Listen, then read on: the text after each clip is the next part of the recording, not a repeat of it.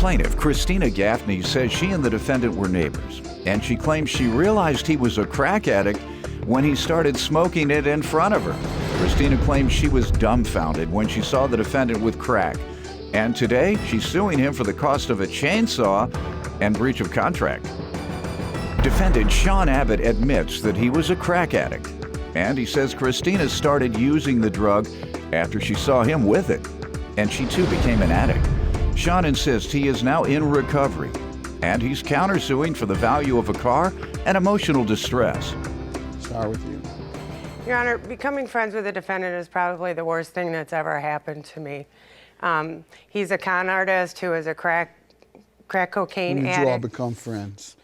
He lived 2 doors down from me, and just started out just When kind did you all become friends? Oh, excuse me. It was probably March of 2014. Okay. How did you find out he was a crack addict? He started using in front of me in around May. Where were you? His house. And what did you do when he started smoking crack in front of you?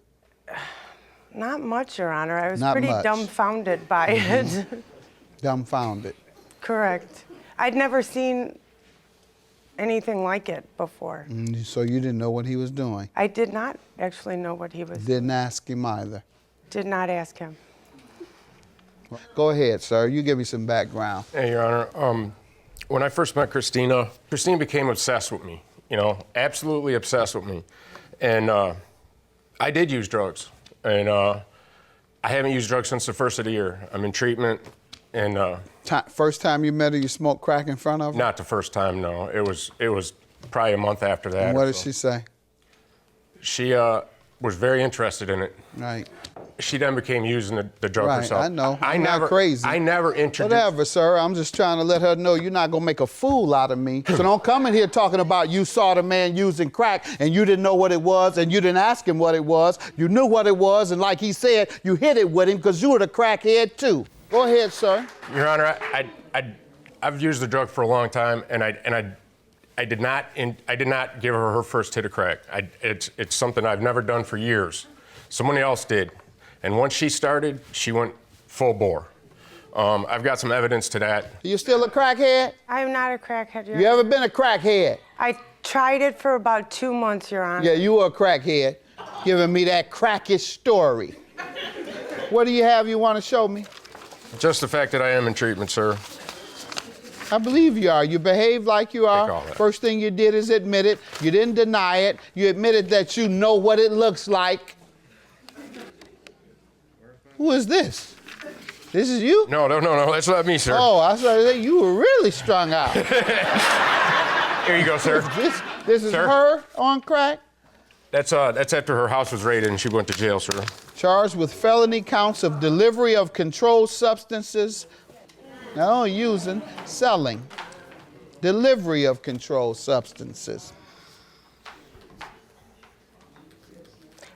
Your Honor, that is a pending case. Be quiet. I'm ready to throw you out, but I just want to see how much of a crackhead you are. I have Go his ahead. I'm going to record let as you well, talk Your in a Honor. minute. Anything else you want to show me regarding you overcoming your addiction? No, just the letter from treatment's all I got. I've been clean since the first, Your Honor. Very good. Congratulations, and I'm glad that you are a recovering addict. Thank you, Your Honor. Now, what else do you want to tell me? Well, while he was incarcerated in January, he called me on the telephone and had told me that he took my chainsaw and pawned it.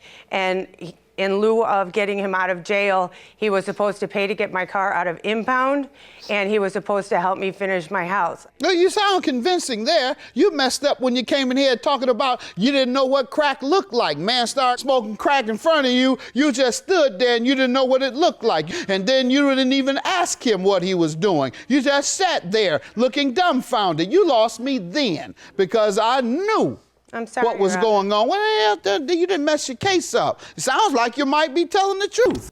Sir, what do you want to tell me about the chainsaw and services in lieu of her bailing you out? Well, as far as the chainsaw goes, Your Honor, she had previously sold that at my house for drugs, and I managed to hang on to it. That is not true. And, Right, ma'am, so you have it. Have what? the chainsaw. You say you managed to hold on to it. I did, but then the person that actually owned it pawned it. So Go ahead. I no longer have it. Anyway, the work that was to be done on her home, and I had promised to get her car out, help her get her car out, was all into contingency that there was no drugs in the house at all, because once I was in jail, I wanted to stay clean and sober. So when I got out, the first night I was there, I met 4 drug dealers I never even met before in my life. That's not true, Your Honor. That is true. Ma'am. And there was drug use. I went to the home 2 more times after that to fulfill my obligations. There was drugs and drug paraphernalia. A known prostitute living at her house. That's not true. So I couldn't be in that environment, Your Honor. So she nullified the verbal contract. Now you starting to sound like you've relapsed. You couldn't be in the environment, so therefore you don't pay the woman. Don't go in her house. Now what's the counterclaim for? It's for a '99 Toyota RAV4. How does she owe you for that? She was asked to store it there while I was in jail. She took it and put it in her garage for me. And she, after that, got my stepmother to come and sign the title over to her without my knowledge. Sign the title over to whom? To her, my stepmother, the title was still in her name. My father's deceased. Ma'am?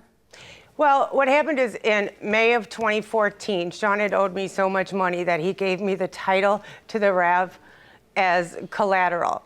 By the end of January, when he had not finished my house and had never paid me for what he owed me previously, I called his stepmom, told her the story, the truth, and asked her if she would please sign the title over to me because he has never paid up on his debt. She came over to my house, she signed the title over to me, and now the Toyota is in my name. You just took the man's car without his permission. You and the stepmother conspired to take it. He didn't give you permission, and he could sue either one or both. Today he has chosen to sue you.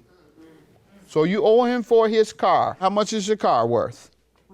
22. Sir? $21.86. $21.86. All right, that's your judgment. $21.86. Not giving anybody any emotional distress today. And with regard to the breach of contract, sir, I do not believe that you should be allowed to get out of either paying the bond or repairing her house because she had crack sitting around. And secondly, I don't believe the woman would be that cracked out. She looked like she cracked out, but that's way cracked out. Don't believe that. Don't believe she would do that. How much was the bond money? $7,500, Your Honor. Why are you only asking then for remodeling of 4125? It was also for the $500 to get the car out of tow, because it was either get the car out of impound or get him out of jail. Ma'am, I heard what you said earlier. You said the agreement was for work in exchange for the bond. I'm gonna give you this $4,125. Please don't spend it on drugs. Would you like to go to rehab? No, sir. Would you take a drug test? Yes, sir. And would you go to rehab if your drug test comes up positive? Yes, sir. In-house rehab? Yes. Very No, good. Sir. No, sir. I know you won't. No, sir. No, sir. Why?